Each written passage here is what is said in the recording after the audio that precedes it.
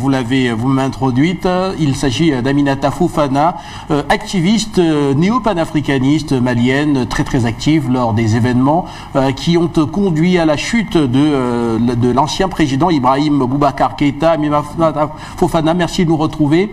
Le mouvement France Dégage a profité de la fête d'indépendance hier pour une fois de plus faire le plein des manifestants contre la France. Étiez-vous hier sur la place de l'indépendance pour cette autre manifestation? Aminata, bonjour et bienvenue. Merci beaucoup. Bonjour Monsieur Guy Fondom. Bonjour Luc Michel, aux camarades Luc Michel. Bonjour à tous les plateaux d'Afrique Média. Je salue également nos chers téléspectateurs.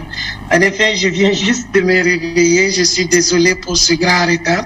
Hier, j'étais au monument de l'indépendance parce que nous avions notre indépendance réelle, notre indépendance totale que Modibo Keïta avait chèrement gagnée. Donc, c'est fait en 1960, le 22 septembre 1960. Bon, il fallait sortir, désavouer la France parce que même quand on a vu Madame Florence Parly, qui n'hésite pas à mentir, qui sort sur la chaîne CNN, CNews plutôt, pour dire qu'il n'y a pas de sentiment anti-français au Mali. Bien sûr qu'il y a le sentiment anti-français au Mali, parce que la France a pris le Mali pour son pire ennemi. Elle déteste déjà tous les Africains, mais pour le Mali, c'est particulier. Parce que le Mali, pour la France, est un exemple à ne pas suivre. Pourquoi? Parce que notre cher président patriote, paix à son âme, Modibo Keïta, l'a dégagé de notre territoire. Donc, c'est ce que nous attendons des militaires. Et nous voyons que ce sont des patriotes. Il y a longtemps, sur ce plateau, je me tue à dire que les militaires sont des patriotes. Il faut ni les appeler par la junte pour ne pas répéter derrière la France. Ils ont un nom, c'est soit les militaires, soit le CNSP.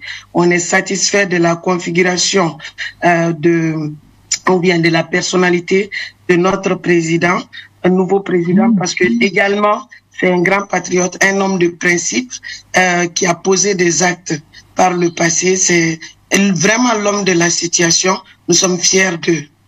Merci. Merci à vous, Aminata Fofana. On a beaucoup de questions à vous poser. On va commencer d'abord par le thème de ce matin, à savoir les raisons qui expliquent aujourd'hui ce sentiment anti-français qui est vécu. Donc, tout à l'heure avec Luc Michel, on a d'abord commencé par voir ce que pense Paris, et Paris pense que Moscou est en partie responsable de la situation actuelle. Paris qui a accusé depuis plusieurs années, qui accuse depuis maintenant plusieurs années Moscou d'avoir mené notamment des campagnes de désinformation visant à ternir l'image et la réputation de la France sur le continent africain. Pensez-vous que la Russie puisse être accusée ici? La Russie a déjà fait ses preuves avec le Mali du temps de Modibo Keïta. La France ne nous considère pas comme des êtres humains. Nous ne pense pas capables. Maintenant, je crois qu'elle fait exprès parce qu'elle a peur de là où elle est. Donc, nous sommes capables de diagnostiquer notre problème. Le cancer du Mali, le cancer de l'Afrique, c'est la France. C'est la présence française, c'est le franc CFA, c'est les bases militaires, c'est l'occupation physique de notre terre. C'est vraiment tout le problème de nos pays, c'est la France à travers aussi les présidents marionnettes qu'elle pose ici. La Russie est un allié d'ailleurs. Quand j'ai fait mon intervention, quand j'ai fait mon discours, j'ai oublié de tenir le drapeau de la Russie avec la main gauche. La Russie est un pays digne, nous connaissons l'histoire. Ce qu'ils essayent de faire au Mali, et c'est ce qu'ils sont en train de faire, leur capitalisme partout. Donc, quoi que ce soit que la France dira, ne nous fera jamais changer d'avis. Poutine est un homme de principe, Poutine est un homme de valeur. Vraiment, ça n'a rien à voir avec Macron et ils ne le savent pas. Plus tard qu'hier, ils ont essayé de falsifier l'histoire. Donc, juste pour vous dire que la France, c'est le capitalisme, quoi, en fait. C'est le capitalisme. Mais en vérité, nous n'aimons pas la France, nous n'aimons pas la présence française une bonne fois pour toutes. Et nous allons tout faire pour mettre la pression sur nos autorités afin que la France soit dégagée. J'ai même demandé sur le podium de rompre avec la diplomatie française parce que ça n'a aucun sens. Voilà, on va sortir de la Russie pour évoquer un autre paramètre qui a été dit, qui a été également vu en début d'émission. Il s'agit du changement générationnel. Donc on estime que vous, Aminata Fofana, vous êtes aussi dressé contre la France parce que vous n'avez pas connu l'époque du général de Gaulle, vous n'avez pas connu Foccart, vous n'avez pas connu également toutes ces expéditions punitives parfois françaises qui faisaient régner la terreur et qui forçaient les populations parfois à s'incliner devant la France. Pensez-vous que le fait de n'avoir pas vécu tout cela aujourd'hui est un catalyseur de votre engagement? Non, pas du tout, je ne crois pas. Même si De Gaulle n'est pas là, malheureusement, ce que De Gaulle a fait persiste et perdure. La France n'a pas pu passer à autre chose.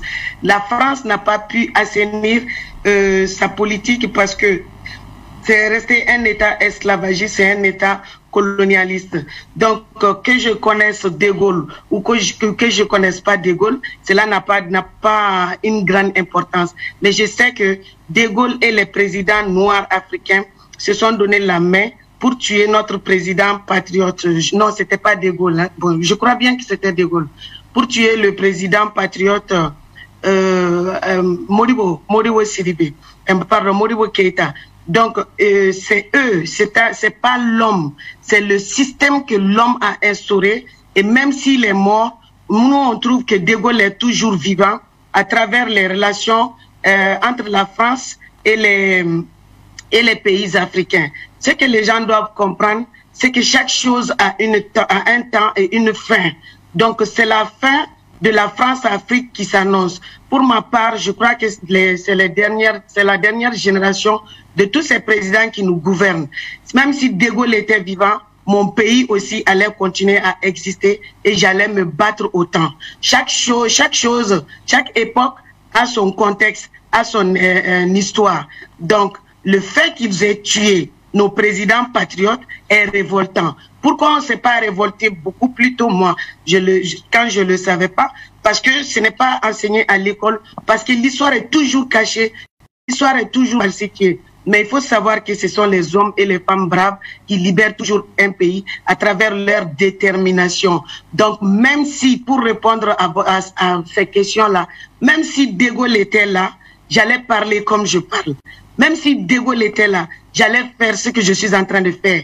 Parce que le Mali est au-dessus de tout dans mon cœur et je ne suis pas la seule. Nous sommes des millions comme ça au Mali. Ça fait longtemps que je le dis. Et celui qui passe là, tout de suite là à la télé, il s'appelle Pape Diallo. C'est aussi un collègue, un camarade de lutte. J'espère que prochaine fois, vous allez l'accueillir sur votre plateau. Donc, De Gaulle ou pas De Gaulle, le système criminel perdure et s'appelle la France-Afrique. Donc, quand on se bat avec la France-Afrique, c'est comme si on se battait avec De Gaulle, même dans sa tombe. Parce que, étant dans sa tombe, il continue de nous faire du mal. Donc, même si De Gaulle était là, cela n'a rien à voir avec l'amour que je porte pour mon pays, l'amour que je porte pour l'Afrique. Les grands hommes ont été assassinés par ce réseau-là, à savoir Thomas Sankara. Pourquoi? Et les autres, pourquoi ils ont accepté de mourir? C'est pour nous, c'est pour des jours aujourd'hui, c'est pour ce que le Mali est en train de vivre aujourd'hui. C'est la révolution que la Côte d'Ivoire est en train de mener. Donc si ça n'avait pas eu lieu, nous n'allions pas savoir jusqu'où la France peut être méchante. Donc, moi, je pense que De Gaulle ou pas, ce n'est même pas une question, c'est une question de dignité et de souveraineté. Comme nous avions déjà connu la pleine souveraineté, donc maintenant, nous allons retourner à la pleine souveraineté et c'est là tout notre combat. Le combat ne fait que commencer, ce n'est pas fini. Nous avons parcouru et on a fait une partie, mais c'est pas encore fini. Parce que pour ma part, il faut même quitter la CEDEAO, il faut quitter toutes ces organisations criminelles qui sont que la voix de la France. Donc, De Gaulle ou pas De Gaulle, ce n'est pas la question. Je ne vois pas qui je peux aimer au-dessus de mon pays, qui je peux respecter mettre au-dessus du Mali. La France n'est pas le dieu de l'Afrique. Il faut que les Africains démystifient la France. Ce sont des criminels. Il faut vous réveiller. Il faut regarder notre relation avec la France dans tous les pays où la France est passée par la colonisation. Il faut regarder ce qu'on appelle, entre guillemets, le précaré français. Donc, regardez si on est développé ou si c'est la France qui se développe. C'est ça le problème. Regardez seulement ce que la France a comme richesse et ça vient de l'Afrique et ce que les Africains ont comme richesse. Donc réfléchissons et réveillons-nous, sortons de là, arrêtons de mystifier la France, arrêtons de prendre la France comme Dieu. La France est une création comme nous. Donc nous avons des valeurs et des principes que nous entendons défendre jusqu'au bout. Et je veux ajouter que du temps de De Gaulle, il y avait des hommes forts aussi. Voilà, il y avait des hommes forts et des femmes fortes. Et le système qu'il a instauré, c'est ce système qui est toujours à combattre. Donc ce combat-là, il est inévitable. Il faut que les Africains se mobilisent et comprennent que en 2020, nous sommes toujours enchaînés en esclavage par la France. Donc il faut briser les chaînes. Cela ne dépend que de nous. Comment? Il faut commencer par virer les présidents qui sont là, que la France a déposés dans nos pays. Donc il faut arrêter, il faut sortir de ce genre de réflexion. C'est quand on a l'amour du pays qui est au-dessus de tout, ce genre de questions-là n'a aucun sens. Donc, pour vous dire que de là où De Gaulle est, il peut se retrouver tourné dans sa tombe parce que les Maliens n'entendent pas baisser les bras. Le président de la transition est désormais connu et on a suivi tout à l'heure quelques Maliens qui se félicitaient du choix qui a été porté bien sûr sur Bandaogo, l'ancien ministre, cet ancien ministre de la Défense, voilà, haut gradé également de l'armée malienne.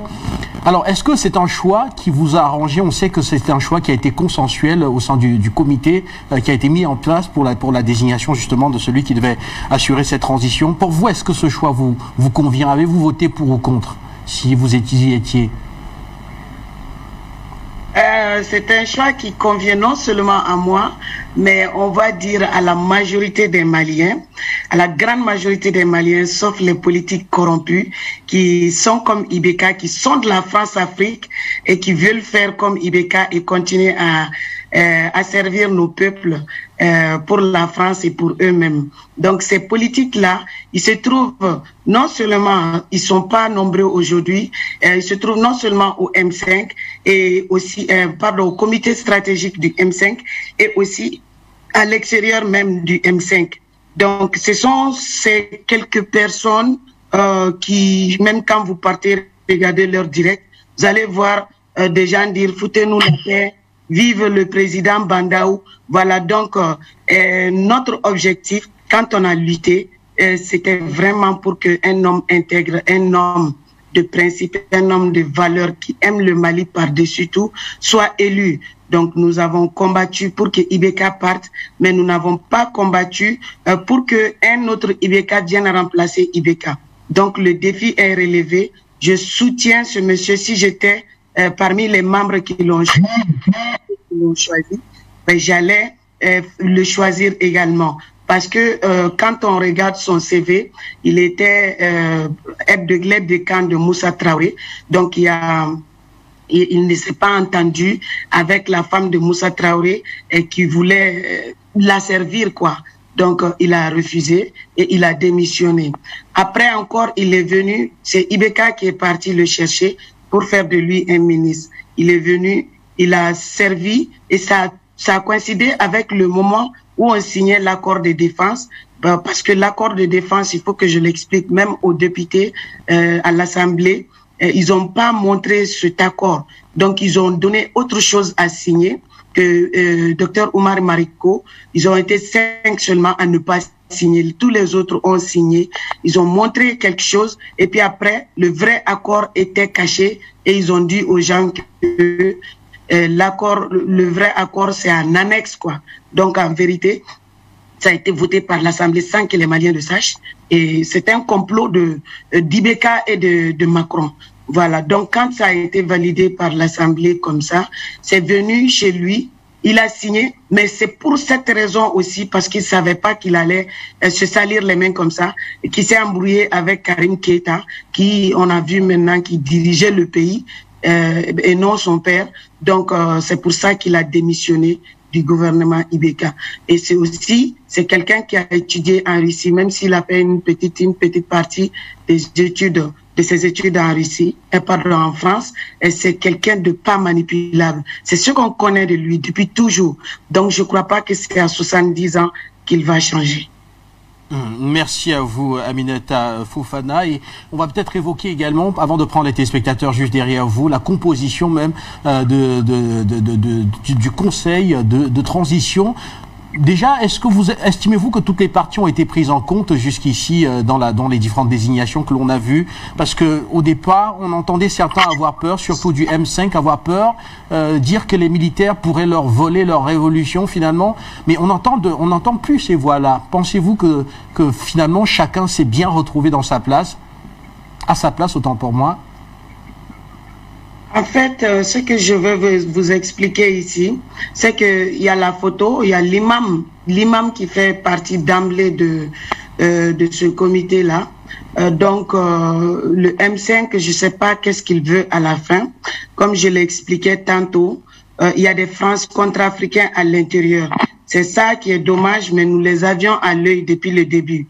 Parce que quand on mène une révolution, on a besoin de tout le monde pour dégager le président. Mais ça ne veut pas dire que on va remplacer un Ibeka par un autre. Ces gens-là, ils ont l'habitude, ces politiciens. D'ailleurs, le Mali, le chaos dans lequel le Mali est, le chaos dans lequel l'Afrique est, c'est la faute de ces politiciens-là. Donc, ils se lèvent avec le peuple pour dénoncer tout ce que le gouvernement fait de pas bien. Ils soutiennent le peuple. Vous allez voir que généralement, ils connaissent le problème plus que le peuple. Ils ont servi ces gouvernements-là, mais ce sont des opposants du système. Ça veut dire quoi? Ça veut dire que ils sont opposés au régime, mais ils sont pas opposés au système. Autrement dit, ils sont indifférents à la souffrance des peuples. Encore, ils veulent remplacer, ils rêvent de remplacer le dictateur et faire pire que lui pour mieux servir la France et se remplir les poches et vivre dans l'impunité totale et dans le vol. Donc, dans l'injustice aussi.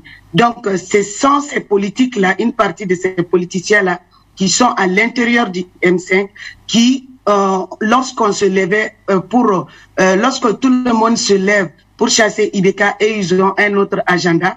Et on a vu dans les premières parties des négociations avec la CEDEAO, que le M5 ne s'entendait pas avec la CEDEAO. Ça, c'est parce que ces gens-là étaient opposés au régime, tandis que la foule, le peuple menait une lutte sincère vers la libération. Donc après, nous avons vu que c'est les mêmes qui traitent avec la CEDEAO aujourd'hui, maintenant que Ibeka est parti, qui sont les partenaires de la France, parce que ce sont des France-Africains ou des France contre-africains, qui sont avec la CEDEAO et la France pour durcir l'embargo sur les Maliens afin de pousser les militaires à leur laisser le pouvoir. Ça, c'est un rêve qui n'arrivera plus jamais. Donc, j'étais très occupée ce temps-ci. On s'occupait de tout ça parce que la libération, une guerre de libération, on doit faire le suivi, on doit veiller à ce que les France contre-africains ne reviennent plus au pouvoir.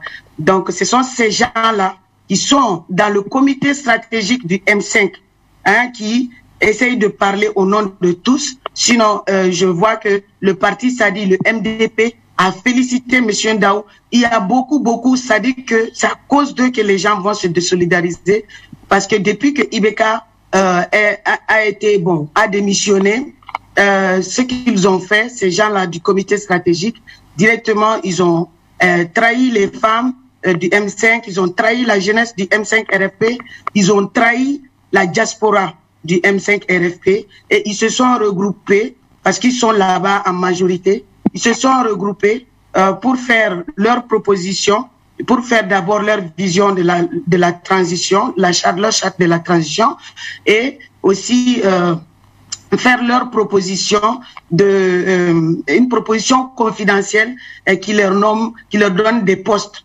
Donc la lutte est devenue privée. En ce moment-là, ils ont écarté tout le monde. Et si vous allez voir que ces gens-là, ils sont dans les différents gouvernements successifs de 91 à aujourd'hui. Donc ils ont pris le comité stratégique en otage et ils ont commencé à faire leur va-et-vient.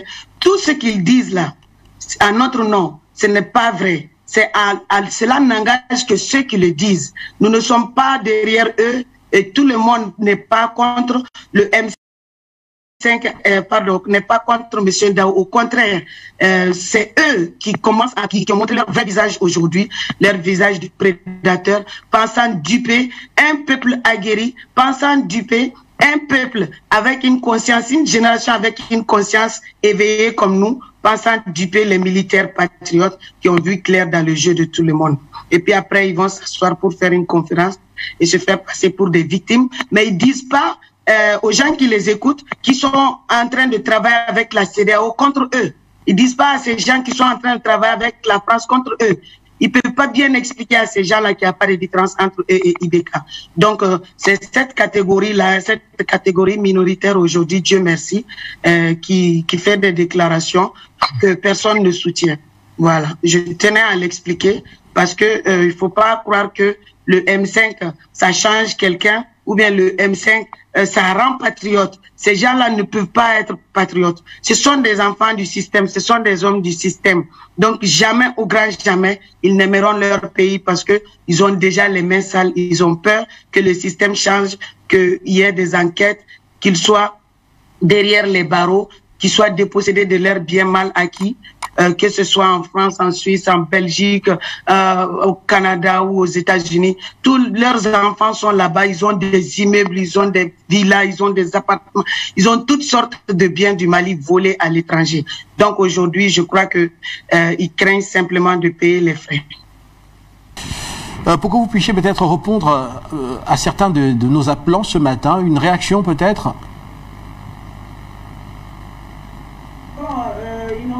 Nécessairement de questions, et bon, ils ont posé des problèmes. Le problème de la CEDEAO est connu. C'est que celui qui vient d'appeler tout de suite, là, mon frère qui vient de raccrocher, pourquoi il ne comprend pas la CEDEAO? C'est parce que la CEDEAO est un outil de l'impérialisme français. La CEDEAO est composée de présidents qui sont les membres de la France-Afrique, qui sont aussi dans la loge, dans la grande loge de France. Il ne faut pas oublier que ce sont des francs-maçons et que c'est entre eux là-bas qu'il y a la fraternité et non avec le peuple. Donc ces présidents-là, ils font allégeance à la France et non au peuple. Ils sont au service de la France. La CEDEAO ne peut pas être droite dans ces conditions avec ces mêmes présidents. Pour que la CEDEAO puisse être assainie, il faut que ces présidents soient virés par leur population d'abord, afin que les populations élisent de vrais présidents comme au Mali et qui prendront de grandes décisions pour le destin de l'Afrique. Sinon, comme ça, là, non, la CEDEAO, c'est la France-Afrique, il n'y a pas de différence. Ce sont ces mêmes présidents-là qui, par le passé, se sont donné la main avec la France pour tuer nos patriotes. Parce que quand on accuse, par exemple, la France d'avoir tué Modibo Keïta, ce n'est pas seulement la France. Hein? La France-Afrique, c'est aussi les présidents criminels. Donc, entre eux, ils respectent aucune loi parce que pour eux, ils sont au-dessus de la loi, c'est l'impunité totale. Ils n'ont ni loi ni foi, ils sont sans foi ni loi. Donc, ils sont, c'est des hors-la-loi qui se moquent complètement des peuples et des textes. Donc, nous voyons tous les jours les exemples. Et leur pire ennemi, ce sont les Africains qui sont patriotes, qui sont dignes même de gouverner nos pays. Donc, ces présidents-là, ce qu'ils font au peuple est plus que condamnable depuis toujours. Donc, moi, je répète encore, je me répète, c'est le peuple malien qui préfère la Russie. Macron, quand il dit que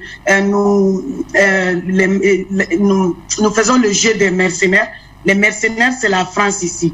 Les criminels, c'est la France ici. Ce n'est pas la Russie. Jusque-là, c'est la France qui a opéré, qui a détruit le Mali à travers les mauvais fils du pays. Donc la Russie, on n'a jamais eu de problème avec la Russie. Et c'était le peuple qui a envie de cette collaboration gagnant-gagnante, sincère, qui n'a rien, dont la France est incapable. Donc la CEDEAO, c'est pas la peine, dans son état actuel, c'est pas la peine. Mais quand Alassane Dramane Ouattara va partir et que c'est quelques présidents-là qui font le jeu de la France, moins nombreux. Il commence à président de la Guinée-Bissau. Je parle du président du Nigeria et du Ghana. Je ne sais pas si c'est l'hypocrisie ou si c'est quoi, mais nous savons que même à travers Nana Addo Akufo, la volonté de la France est exercée sur le Mali, contre un peuple frère. Mais là, on ne peut pas dire que c'est un militaire qui est au pouvoir, c'est un civil qui est au pouvoir. Parce que la CEDEAO a dit, même si c'est un militaire à la retraite, il faut prendre ça ou un civil. De toute façon, la CEDEAO n'a pas de leçons à nous donner, mais nos militaires veulent éviter les sanctions à tout prix. Je comprends le poids de la responsabilité qu'il y a sur leurs épaules. Donc aujourd'hui, la balle n'est pas dans notre camp, parce que moi je veux même pas discuter de ça, parce que si j'étais à leur place, j'aurais quitté la CEDEAO. Mais on ne peut pas quitter la CEDEAO comme ça aussi, sans ficeler, sans nouer d'autres relations de part et d'autre, pour ne pas, parce que la France nous a enclavés volontairement pour exercer sa volonté sur nous à tout moment, parce qu'il sait que nous sommes le bastion de la révolution, parce qu'ils savent que un temps soit peu, pendant 8 ans, le Mali a été totalement et entièrement libre. Donc, c'est ce cauchemar-là qui leur fait, ils ont la phobie du Mali, quoi. S'ils sont méchants, comme je l'ai dit, avec tous les peuples africains, avec les Maliens, c'est assez spécial, c'est assez particulier. Je crois que dans le monde, la France n'a pas vu pire ennemi que le Mali. Donc, nous avons compris que c'est une question de vengeance depuis toujours, et c'est dommage que ces présidents-là qui se disent africains aient un comportement pareil, et vous allez voir toujours que c'est les mêmes qui sont les premiers à boycotter, à marcher sur leur constitution, et la CEDEAO n'intervient pas, tout simplement parce que c'est la France-Afrique, parce que la CEDEAO n'aime pas les peuples. La CEDEAO se moque complètement de son peuple, de son peuple. La CEDEAO ne respecte même pas ses propres textes. La CEDEAO va au-delà de ces textes pour punir des pays qui veulent s'émanciper. Mais cette fois-ci, je crois que la CEDEAO, comme le disent les Ivoiriens, la CEDEAO a tapé de poteau. Merci à vous, Aminata. On va